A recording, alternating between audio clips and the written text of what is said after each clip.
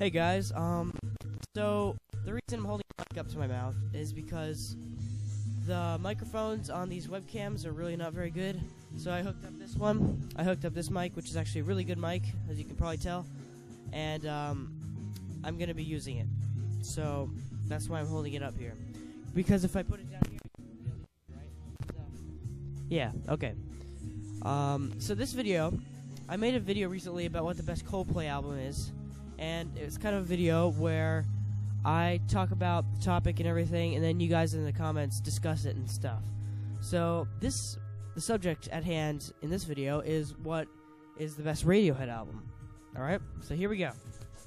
Will it be 1993's Pablo Honey, the album that started the band off? I mean, Creep really made them soar, and they got much popularity through this album. And it went platinum in the US, went platinum in the UK, went platinum so many places. And then after that, you have 1995's The Bends, which saw the band experimenting a bit more, but still sticking to their really three guitar, one bass, one drum setup. And this is the band really like innovating a bit more though. Or will it be OK Computer, which most of you are going to pick this one, but will it be OK Computer from 1997, the year I was born, by the way. This album officially crowned Radiohead as rock saviors, as critics praised this album to high heavens, and it was so famous. And some great songs from it are Electioneering, Karma Police, Paranoid Android, and Airbag, and Climbing Up the Walls. There's lots of great songs on here. So, will it be that one? Or will it be 2000's Kid A, which saw the band going in a completely different direction? They completely abandoned their three-guitar setup, and Johnny Greenwood starts to use this instrument called the Ons Martinot, which is a very early electronic instrument, and from this album on, he uses that instrument so much. So, this album includes great songs such as the title track, Kid A, Everything in Its Right Place, Idiotech, which happens to be my favorite Radiohead song of all time, and How to Disappear Completely, as well as a really interesting song called Tree Fingers, which you should take a listen to it if you haven't already. Alright. Or, will it be 2001's Amnesiac, which includes songs that were recorded in the same sessions and time and location as Kid A? Now, a lot of people got turned off automatically because they were like, oh, this song is from the sessions of Kid A? Oh, well, it's just leftovers, blah, blah, blah, blah, blah.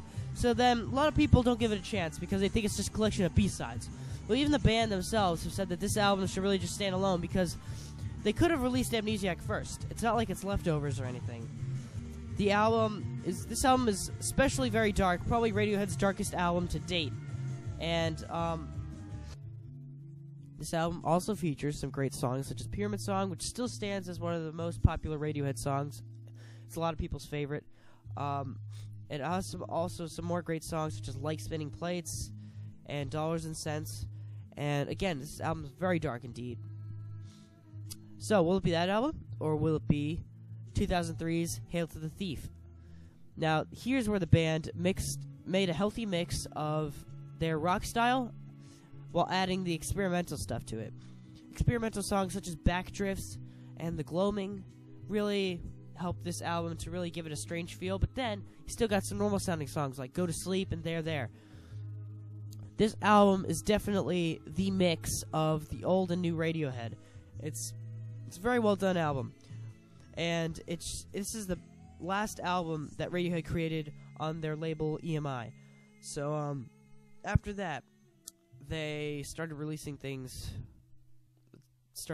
self-release stuff. So, will it be that album, Hail to the Thief? Or will it be 2008 or 2007? I'm actually not sure what year it really was. Will it be In Rainbows, which is a lot of people's favorite.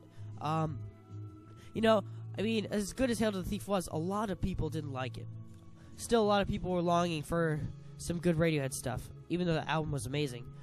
There's still a lot of fans out there who weren't completely satisfied. But then In Rainbows came out, and even the people who praised OK Computer as the greatest album of all time fell for this album. This album is so, like, atmospheric and colorful, and just so many clean guitars and just really mesmerizing melodies. That's the best way to describe this album. And I mean, just as an album cover, it's very much a burst of color, and it's a splash of life into the Radiohead world. And a lot of people like it. It's a lot of people's favorites. So will it be that one? Or will it be 2011's The King of Limbs? Which, after In Rainbows, everyone was really anxious to see what the band was going to release next. And when they heard The King of Limbs, you're like, what in the world is this? That's kind of what they acted like. Because it's very much a change. It's very, very much a change from In Rainbows. This album completely flips Radiohead's sound, and they actually took a different approach to recording, because after In Rainbows and the tour, they were completely uninspired to record anymore, and they had, I mean, I'm actually not sure exactly what this was, but I've heard in interviews and stuff that they did this very intricate kind of recording style for In Rainbows, and they said it worked for that, but they were not willing to ever do that kind of recording style again. I heard at one point they called it the end of Radiohead Part 2, because I know they, you know, like, they leave off of EMI after Hail to the Thief, and then In Rainbows, but they just couldn't do that kind of recording anymore. So they started sampling some of their sounds on turntables and looping them, and I've seen, like, they talk about how they really need to listen to each member of the band in a different way than before to record these kind of things. So this album obviously is a completely different sound. It features heavy, heavy, heavy, heavy loops, lots of looping, and lots of strange sounds, and definitely their most inaccessible album thus far, even though songs like Codex could still capture the attention of OK Computer fans. So, anyways, that is all the albums. Which one is the best? Now, I'm not going to tell you my favorite, actually, because I'm going to reveal that in a different video that will probably come out pretty soon. So, I want you guys to battle in the comment section below about which is the best Radiohead album. I imagine a lot of you are going to say OK Computer, but I can't be sure. So, looking forward to hear your opinions, and I'll let you know which one's my favorite soon. Thank you guys for watching, and which one is the best Radiohead album? Let's see.